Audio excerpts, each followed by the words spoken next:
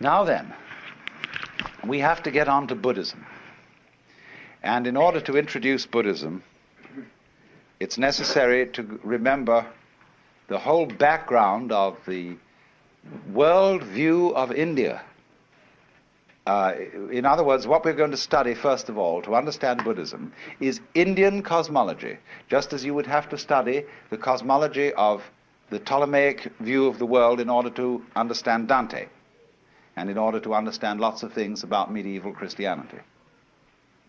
So the cosmology of the Hindus, their view of the universe, has come right into Japanese life through Buddhism, but it antedates Buddhism.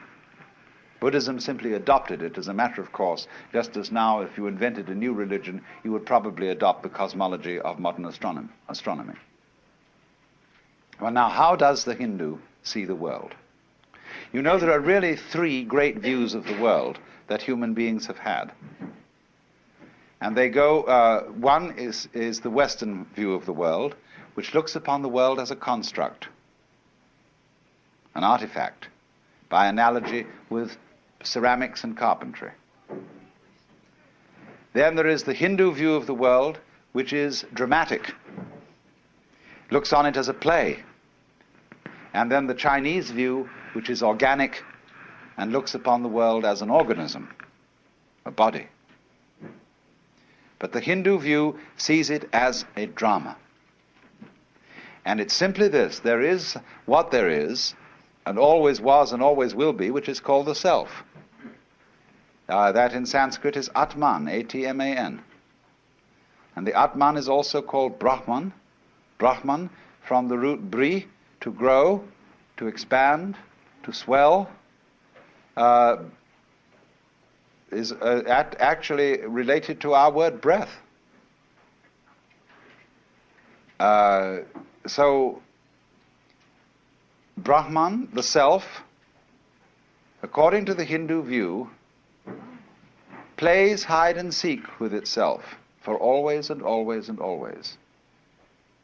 How far out, how lost can you get? So here, each one of us, according to the Hindu idea, is the Godhead on purpose, getting lost for the fun of it. And how terrible it can get at times. But won't it be nice when you wake up? That's sort of the basic idea. And I found it's an idea that any child can understand. It has great simplicity and great elegance. Now, in part of this cosmology, we must understand another feature of this conception of the universe. Not only, you remember now the kalpas, the periods of time, the yugas, the qualities of the time through which the universe goes, but there's the final thing, which are called the six worlds, or the six paths of life. And this is very important for Buddhism, although it comes from Hinduism, is represented in what is called the bhava chakra.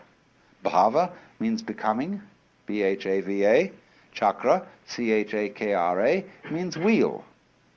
The wheel of becoming, the wheel of birth and death. And it has 6 divisions. It has the top people and the bottom people. The top people are called Deva, D-E-V-A. The bottom people are called Naraka, N-A-R-A-K-A. Devas are angels, and they are the people who are the supreme spiritual successors. The Naraka are tormented in purgatory, and they are the supreme spiritual failures. They are the poles, the happiest people and the saddest people. Then in between there comes the world of the pretas, next to the Naraka, next to the purgatory. The pretas are the frustrated spirits who have tiny mouths and enormous bellies, huge appetites, but very, very limited means of satisfying it. Then next, they come between the Narakas and the Devas at the top. Next up from the pretas are the human beings. And they are supposed to hold a middle position in the 6 worlds. Then you go up from the human beings to the Devas, and then you start coming down again. The next world is called the Ashura, and those are the wrathful spirits, the personifications of storm and all the anger and violence of nature. Next down is animals, coming between the Ashura and the purgatories again. Now all these needn't be taken literally. They are different modalities of the human mind. We are in the Naraka world when we are frustrated and in torment. When we are merely chronically frustrated, we are in the Preta world. When we are in a state of equanimity, even-mindedness, we are in the human world. When we are deliriously happy, we are in the Deva world.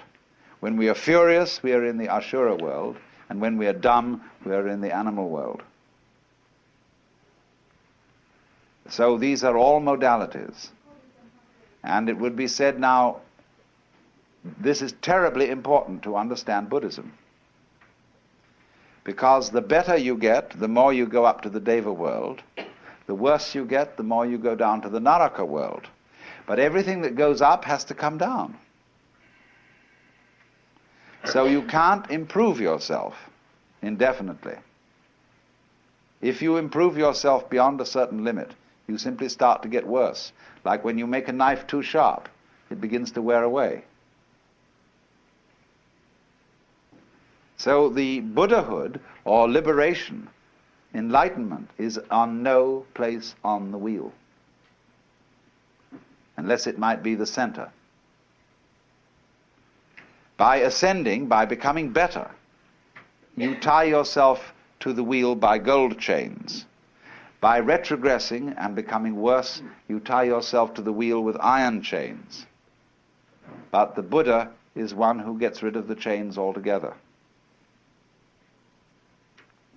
And so this will explain why Buddhism, unlike Judaism and unlike Christianity, is not very, very frantically concerned with being good.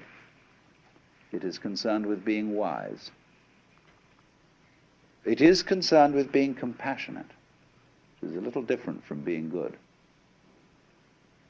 With having tremendous sympathy and understanding and respect for all the ignorant people who don't know that they're it, but who are playing the very far-out game of being you and I.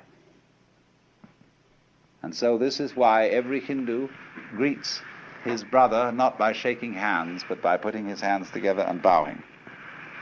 And this is why the Japanese bow to each other, basically.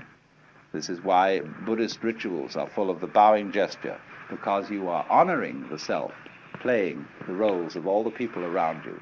And all the more honor is due when the self has forgotten what it's doing, and is therefore in a very far-out situation. Now, that is the basic Hindu view of the world. That's the cosmology which goes along with Buddhism. According to taste, temperament, tradition, popular belief and so on, there is this additional idea that when the Lord, the self, pretends that it's each of us, it first of all pretends that it is something called the Jivatman. The Atman, the self, pretends to be an individual soul called a Jivatman. And the Jivatman reincarnates through a whole series of bodies, life after life after life. And according to what is called karma. Karma literally means doing. The law of doing, whereby acts occur in a series and they are linked with each other in an unbreakable chain. So everybody's karma is the life course that he will work out through maybe innumerable lifetimes. I'm not going into that because a lot of Buddhists don't believe that. You will find that the Zen people, for example, are quite divided on this. They will say, no, we don't believe literally in reincarnation. That after your funeral, you will suddenly become somebody different, living somewhere else. They will say reincarnation means this, that if you, sitting here now, are really convinced that you're the same person who walked in at the door half an hour ago, you're being reincarnated. If you're liberated, you'll understand that you're not. The past doesn't exist. The future doesn't exist. There is only the present, and that's the only real you that there is. The Zen master Dogen put it in this way. He said, spring does not become the summer. First there is summer, and then there is spring. Each season stays in its own place. And so in the same way, the you of yesterday does not become the you of today. T.S. Eliot has the same idea in his poem, The Four Quartets, where he says, when you've settled down in the train to read your newspaper and so on, you are not the same person who a little while ago left the platform. If you think you are linking your moments up in a chain. And this is what binds you to the wheel of birth and death. But when you know that every moment at which you are is the only moment, this comes into Zen. A master will say to somebody, now get up and walk across the room. And he comes back and he says, where are your footprints? They've gone. So where are you? Who are you? When we are asked who we are, we usually give a kind of recitation of a history. Well, I'm so-and-so, I was given this name by my parents, I've been to such and such a college, I've done these things in my profession, and I produce a little biography. Buddha says, forget it. That's not you. That's some story. That's all gone, that's all past. I want to see the real you are now. Well, nobody knows who that is, you see. Because we don't know ourselves except through listening to our echoes and consulting our memories. But then there's a real you, and that again leads us back to this question. Who are you? That is the real you. We shall see how they play with this in Zen, by the koans, to get you to come out of your shell and find out who you really are. Well now, whereas in India, this worldview is tied up with a whole culture involving every circumstance of everyday life. Hinduism is not a religion in the same sense that, say, being an Episcopalian or even a Roman Catholic. Hinduism is not a religion, it is a culture. In this respect, it's more like Judaism than Christianity, because a person is still recognizable as a Jew even though they don't go to synagogue, because there's certain cultural things that Jewish people who come of a line of Jewish parents, people who have been practicing Jews, they still continue certain ways of doing things, certain mannerisms, certain attitudes, and so they are cultural Jews instead of religious Jews. Now, Hinduism is the same sort of thing. It is a religion culture. And so it involves living in India, really, to be a Hindu. Because of the differences of climate, the differences of arts and crafts, technology, you can't be a Hindu in the full sense in Japan or in the United States. So what is Buddhism? Buddhism is Hinduism stripped for export. Now the Buddha was a reformer, you might say, in the highest sense of a reformer, someone who wants to go to the original form, or to reform it for the needs of a certain time. The word Buddha is a title, not a proper name. Same way as Christ means the anointed, and it's not the surname of Jesus. So Buddha is not the surname of Gautama. It means the one who is awakened, from the root in Sanskrit Budh, B-U-D-H, to know. The man who woke up, who discovered who he really was. Now, the thing that wherein the crucial point, wherein Buddhism differs from Hinduism, is it doesn't say who you are. It has no idea, no concept, and I emphasize the word idea and concept. It has no idea and no concept of God. Because Buddhism is not interested in concepts, it's interested in direct experience, and direct experience only. So from the Buddhist standpoint, all concepts are wrong. Just in the same way that nothing is really what you say it is. Is this a stool? It isn't now, it's a wastebasket.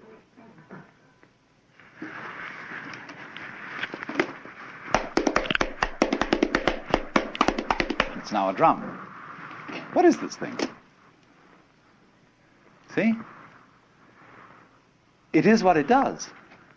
It's this. See? Anything you can use it for is what it is. So if you have a rigid idea that it's a stool and you can only sit on it, you're kind of stuck. But if it's all these other things as well, then you suddenly see that anything can be everything. So in the same way, Buddhism does not define and say, what you really are is something. Because it would say that if you believe that, you've got stuck with an idea, and you're clinging onto it for spiritual security. So a lot of people say, well, I like to have a religion because it gives me something to hold on to. A Buddhist would say, oh, cut that stuff. So long as you hold on to something, you don't have religion. You only really there when you let go of everything. And you don't depend on any fixed idea, any belief for your sanity or happiness. So you would think Buddhism is very destructive because it breaks down, it doesn't believe in God, it doesn't believe in an immortal soul, it doesn't believe in, doesn't seek any solace in any idea of life after death. It absolutely faces the fact of the transiency of life. There's nothing you can hold on to, so man, let go. Because there's no one to hold on to anything anyway. So Buddhism is the discipline of doing that. But if you do that, you see, you discover something much better than anybody has who has a belief. Because you got the real thing. Only you can't say what it is. They say in Zen that if you're enlightened in Buddhism, you are like a dumb man who has had a wonderful dream. That is to say, when you've had a wonderful dream, you want to tell everybody what it is. But you can't, if you're dumb. See, if you can't speak. So the real thing in Buddhism, which they call Nirvana, which is a sort of equivalent to moksha, Nirvana means blow out. Phew! You know, the sigh of relief. Because if you hold your breath, you lose it. If you hold on to yourself, you hold on to life, or breath is the spirit, you hold on to God, rock of ages cleft for me, let me cling on to you. It's all dead. Becomes just a rock, just an idol. But let go, breathe out, and you get your breath back. That's nirvana. So the Buddhist idea is, in doctrine, the highest negativism. They characterize the ultimate reality as shunya, which means emptiness. In Japanese, ku, which is the character you use for the sky or the air. When you get an airmail envelope, to write home, the second character is ku, the air, which means emptiness. They use this to translate shunyata, emptiness. Fundamental nature of reality, the sky. But sky, you see, is not negative emptiness. The sky contains all of us. It's full of everything going on. But you can't put a nail in the sky and pin it down. So in the same way, Buddhism is saying, You don't need any gizmos to be in the know. You don't need a religion. You don't need any, even Buddha statues. You don't need any temples. You don't need any Buddhist bondieuserie, rosaries, and all that jazz. But when you get to the point that you know you don't need any of those things, that you don't need a religion at all, then it's fun to have one. Then, as it were, you can be trusted to use rosaries and ring bells and clappers and chant sutras, you see. But those things won't help you a bit. They'll just tie you up in knots if you use them as methods of catching hold of something. So every teacher of Buddhism is a debunker. But he does it not to be a smart aleck and to show how clever he is, but out of compassion. Just as when a surgeon chops off a bad growth, or a dentist pulls out a rotten tooth, so the Buddhist guru or surgeon is getting rid of your crazy ideas for you, which you use to cling on to life and make it dead. Now, there are two kinds of Buddhism. They are called Mahayana. Maha is Sanskrit word for great, M-A-H-A. Yana means a vehicle or conveyance. And there is Hinayana, means the little vehicle. Hina in Sanskrit, H-I-N-A, means little. Only that's a term invented by the Mahayanists for the other people, and the other people don't like it. They like to call themselves Theravada, T-H-E-R-A-V-A-D-A, which means Vada, the way, Thera, of the elders. Now, Theravada Buddhism you will find in Ceylon, Burma, Thailand, Cambodia, and generally South Asia. Mahayana you find in, it originated in Nepal, northern India, and you find it in Tibet, China, Mongolia, Japan, and to some extent in Indonesia. The Mahayana is what we are finding here. All the sects of Japanese Buddhism are Mahayana. Now, what's the great difference between these two schools? The Theravada is very strict. It's a way for monks, essentially, rather than laymen. And it is, you see, there are many ways of living Buddhism. It'll take me some time to show you this. The Theravada Buddhists are trying to live without desires,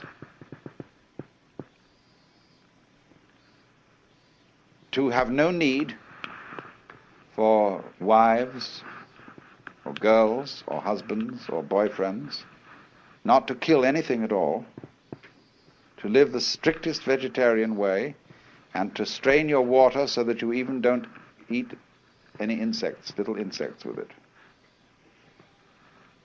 And to this very strict way, and meditate all the time, and eventually attain nirvana, which will involve your total disappearance from the manifested world. Mahayana feeling is that that is a dualistic point of view. You don't need to get away from this world to experience nirvana, because nirvana is what there is. It's here, it's now. So the ideal person of Mahayana is called a bodhisattva. This originally meant somebody on the way to becoming a Buddha, but in Mahayana it has a different meaning. It means somebody who has become a Buddha, but has gone back into the world, in the spirit of compassion, to help all other beings to become awakened. Well, now that's an endless task. It's like filling a well with snow, you know. Put snow into a well and never fills up. So when at the Zen monastery, they've said their homage to the Buddha, the Dharma, that's say the Buddha's doctrine or method, and the Sangha, the order of followers of the Buddha, then they take 5 vows. And one of them is, however innumerable sentient beings are, I vow to liberate them all. Well, so you see there's no end to that.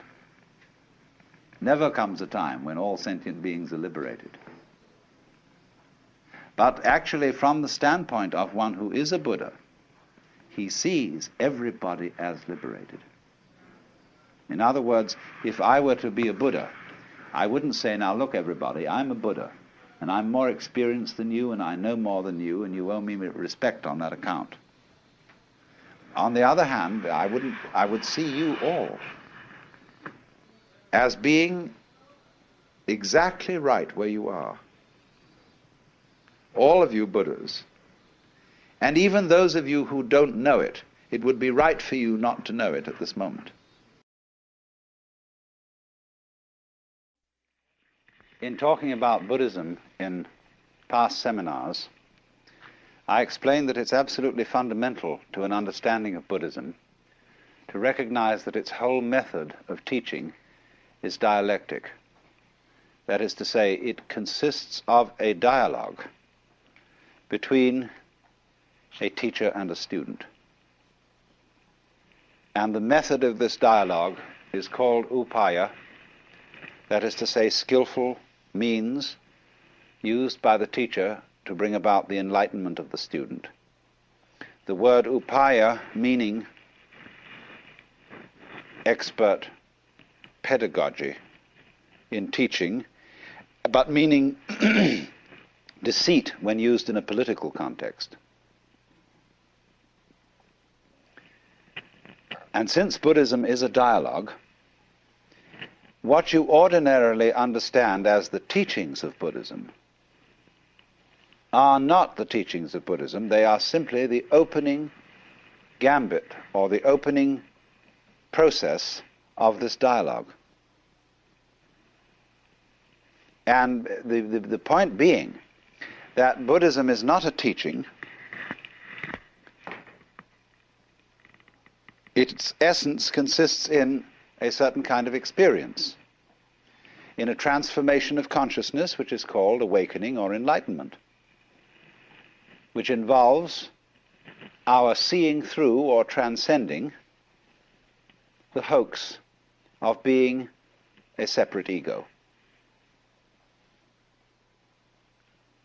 And so a Buddhist does not have the same tendency that a Christian has to want to find out what his faith is by going back to the most original sources. There has always been a tendency in Christianity to ask, what did Jesus really teach? What is the pure New Testament, uncorrupted by theologians and by scribes who inserted things into the mouth of the master? It does not occur to Buddhists to have this attitude because of this dialectic pattern. You see, when you have an acorn, if it's a lively acorn, it grows into an oak. And that's the way it should be. In other words, it should develop into something. And so Buddhism, as it has developed since the days of the Buddha, has gone a long way. It has become sometimes more complex, sometimes more simple. But it has changed radically because the seed which the Buddha planted was alive. Now, for example,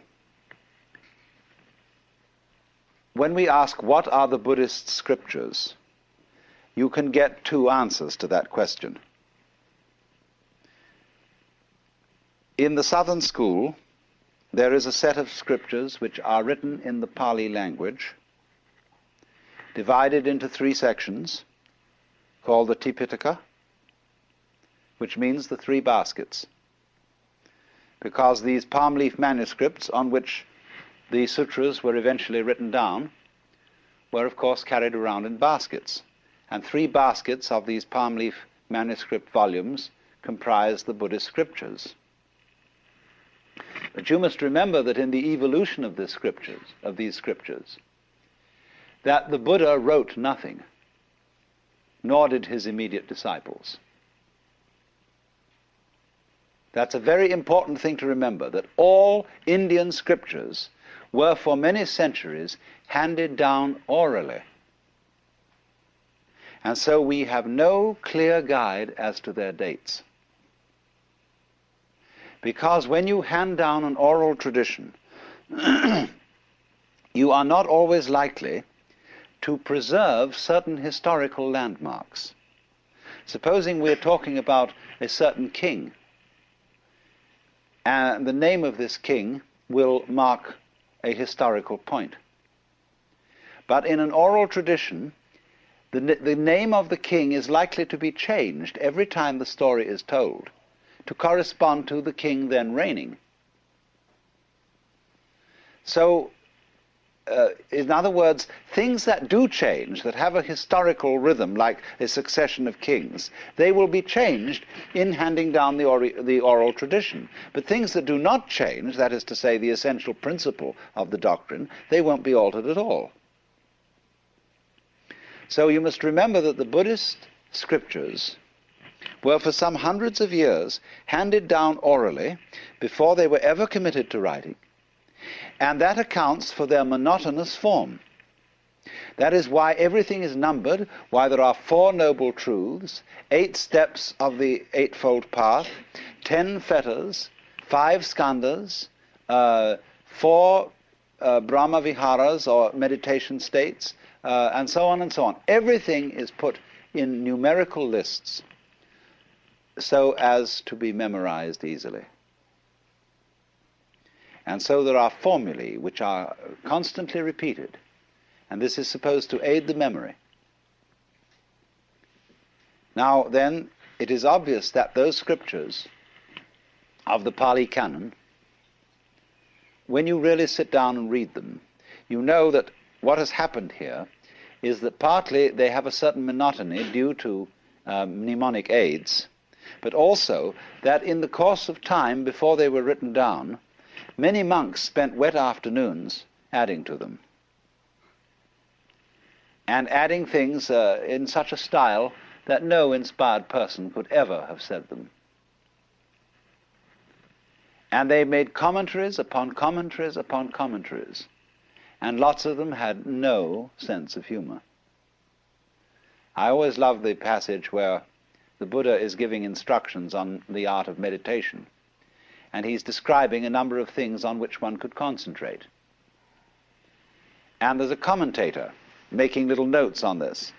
And so when he's made his list of things on which you could concentrate, like a square drawn on the ground, or the tip of your nose, or a leaf, or a stone, or anything, and then he says, or on anything. And the commentator puts footnote, but not any wicked thing.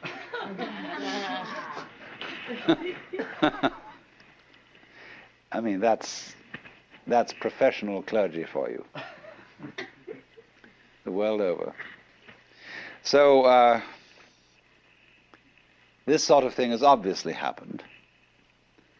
But you must remember that this is not, this accumulation, this attribution of one's own writings to the Buddha is not done in a dishonest way.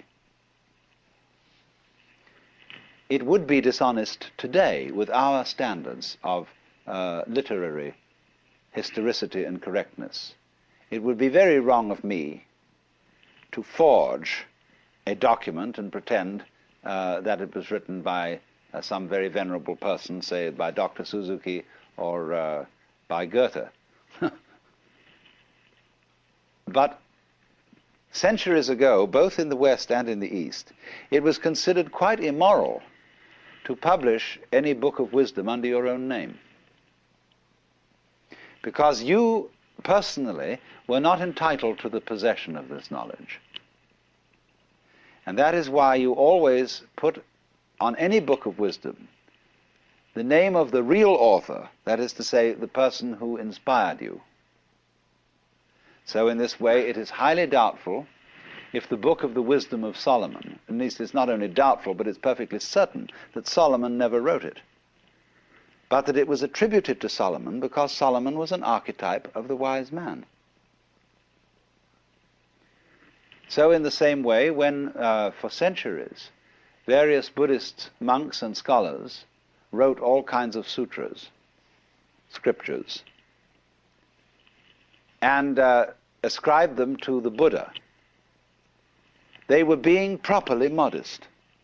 They were saying, these doctrines are not my doctrines. They are the doctrines that proceed from the Buddha in me, and therefore they should be ascribed to Buddha.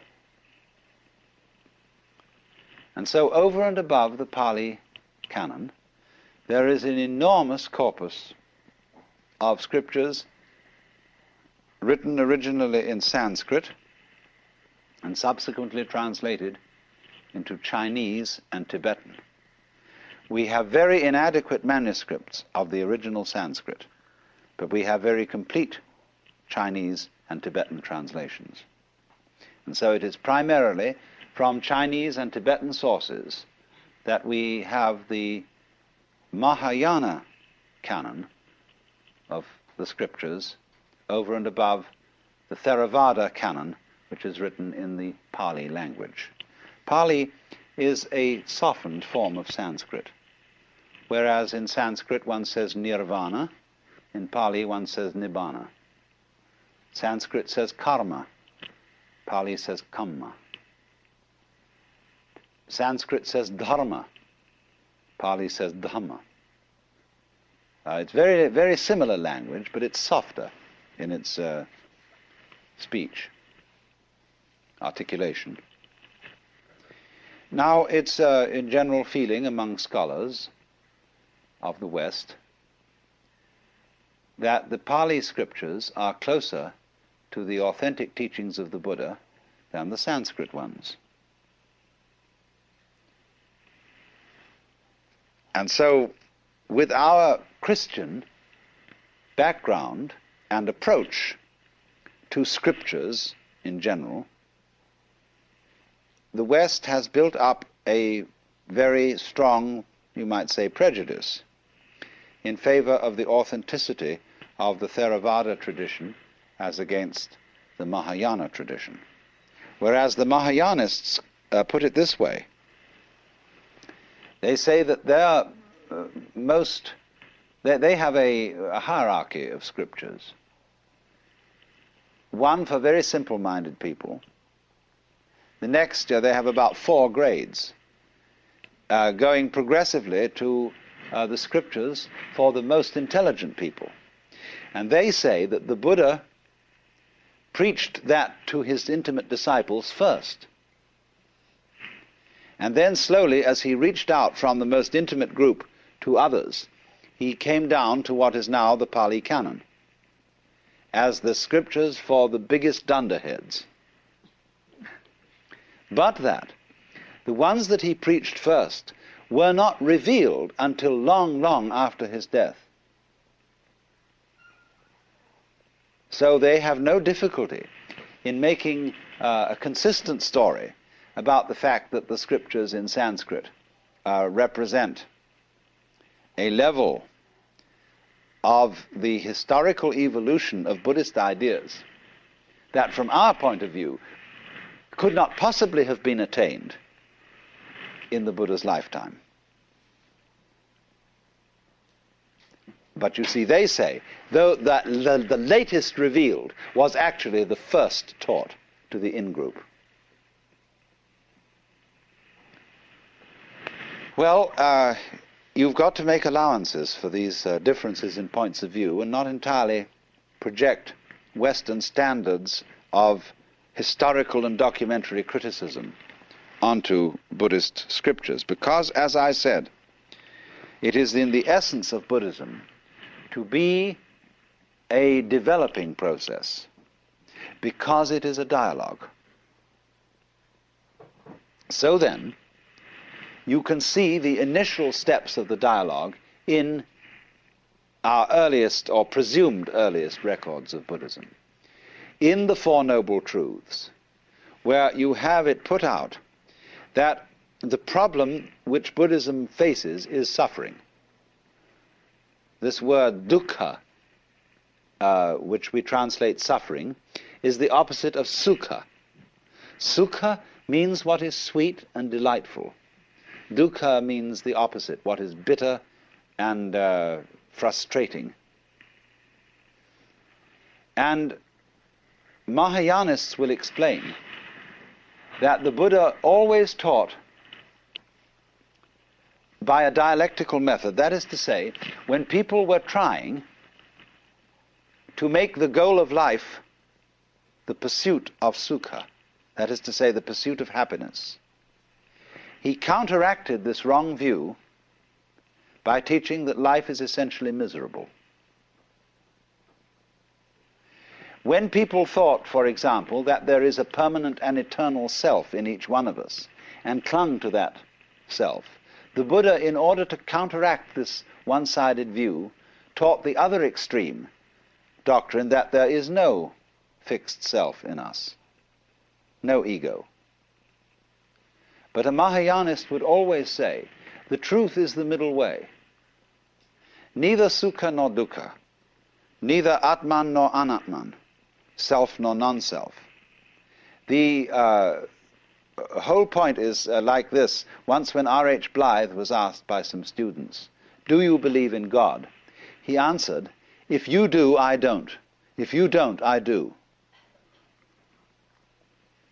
And so in much the same way, all Buddhist pedagogics, teaching, is specifically addressed not to people in general, but to the individual who brings a problem.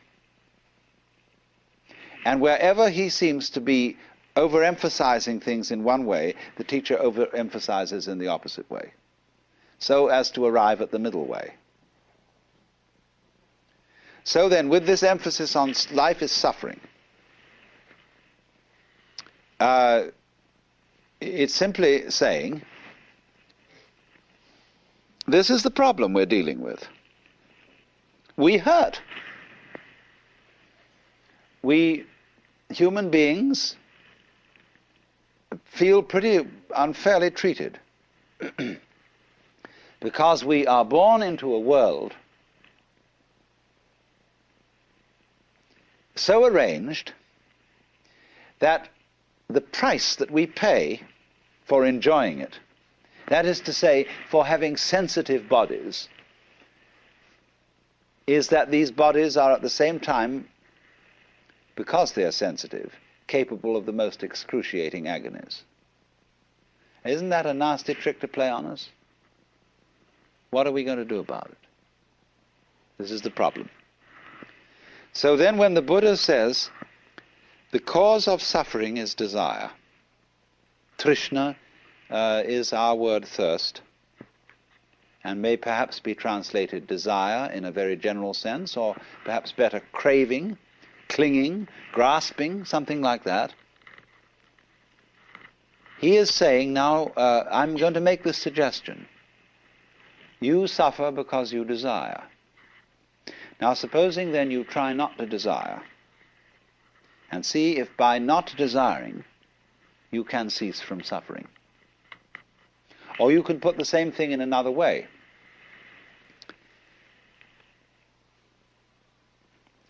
You can say to a person, it's all in your mind. There is nothing either good or ill, but thinking makes it so.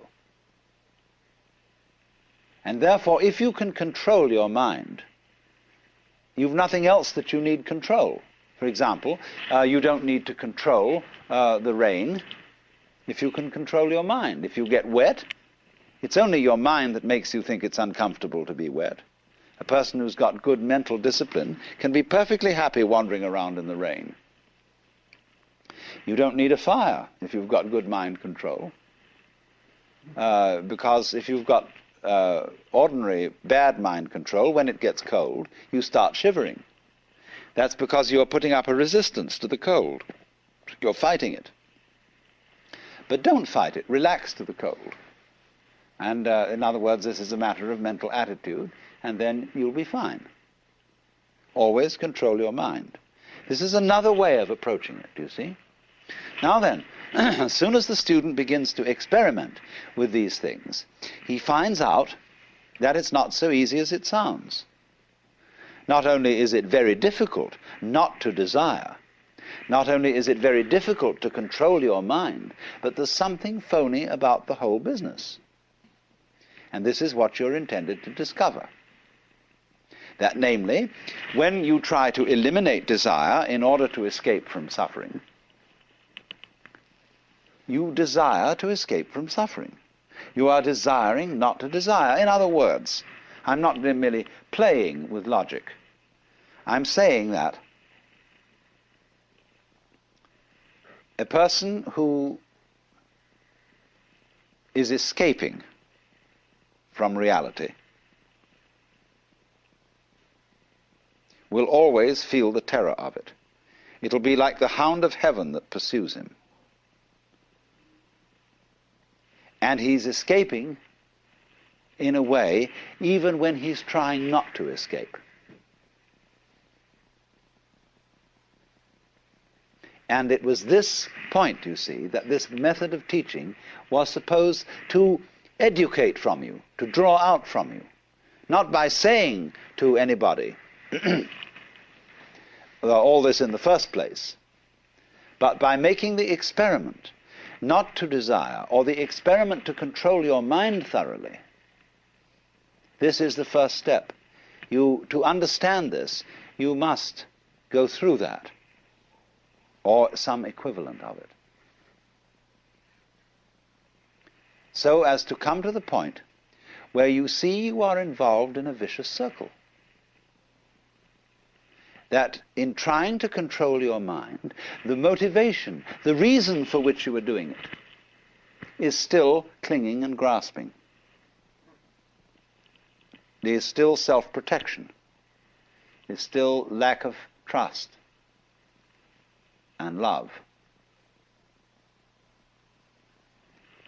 So, when this is understood, the student returns to the teacher and says, look, this is my difficulty. I cannot eliminate desire, because that itself, my effort to do so, is itself desire. I cannot eliminate selfishness, because my reasons for wanting to be unselfish are selfish. As one of the Chinese Buddhist classics puts it, when the wrong man uses the right means work in the wrong way. Now, the right means are all the traditional disciplines. And you're going to use them. You see, you're going to practice Zazen or whatever, and make yourself into a Buddha. But you see, if you're not a Buddha in the first place, you can't become one, because you'll be the wrong man. You're using the right means, but because you're using them for a selfish intent, or a fearful intent, you're afraid of suffering and you don't like it and you want to get out of it, you want to escape, all these, you see, are the motivations which frustrate the right means. So one is meant to find that out. And so then, in course of time, when all this was thoroughly explored by the Buddha's disciples, there developed a very evolved form of this whole technique of dialectic, which was called Madhyamika, M-A-D-H-Y-A-M-I-K-A. It means the middle way. But it was a form of Buddhist practice and instruction developed by Nagarjuna, N-A-G-A-R-J-U-N-A, who lived approximately in 200 A.D.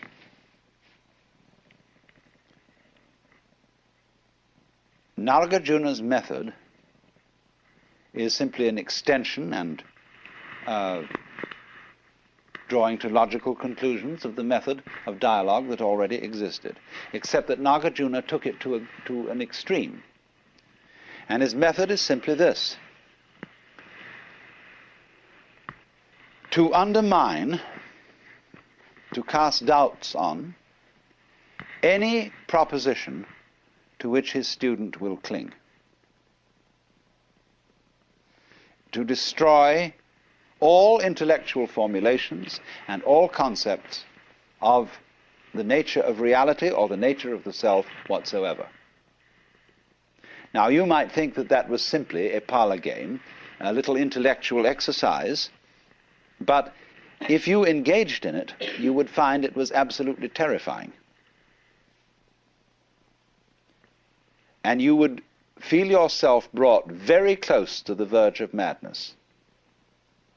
Because a skillful teacher in this method reduces you to a shuddering state of total insecurity. I have watched this being done among people you would consider perfectly ordinary, normal Westerners who thought they were getting involved in just a nice abstract intellectual discussion. But then finally the teacher, as the process goes on, discovers in the course of the discussion what are the fundamental premises to which every one of his students is clinging.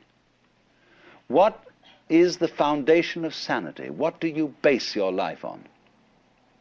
And when he has found out what that is for each student, he destroys it.